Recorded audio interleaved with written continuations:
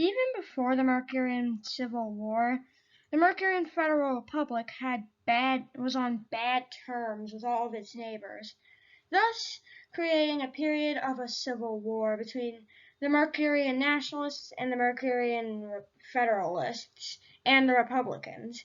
Thus, Mercury could not handle the sudden change of the economy, thus causing hyperinflations to become huge issues.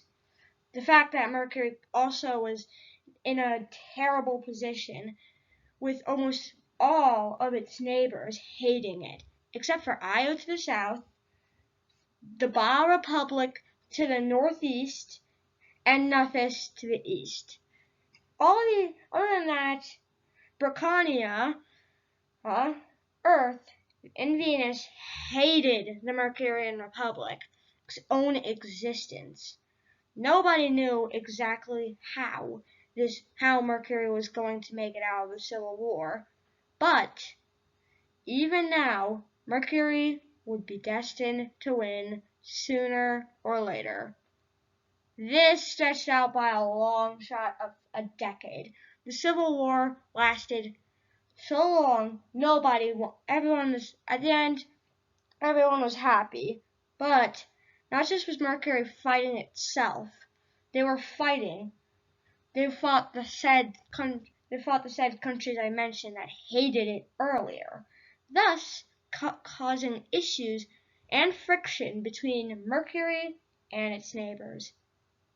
As a side effect, the neighbors tried invading Mercury, but its vast army of 2 million personnel could not make it past the defenses, thus causing Mercury to be successful.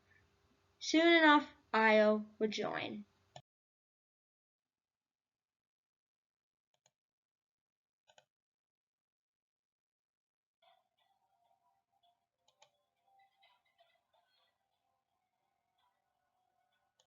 Murcuryian general.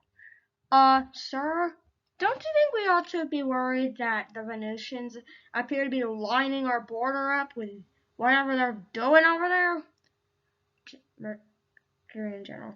Nah, actually, yeah, we should be. Murcuryian soldier. Guys, this doesn't appear to be as good as it seems.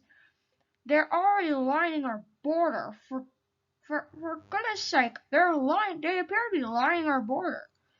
I don't know what those Venusians want out of us, but if anything, they probably want us dead. For good measure, too. Because they might see us as a threat. And we're just some unstable country in the middle of Dudley. Worst thing is we're in between. These are the stronger powers, and we're sandwiched in between them. Mercury General. Well, hopefully Io comes to our aid. Mercury Soldier. They better. Because we did agree to make an alliance, right? Mercury General. Right.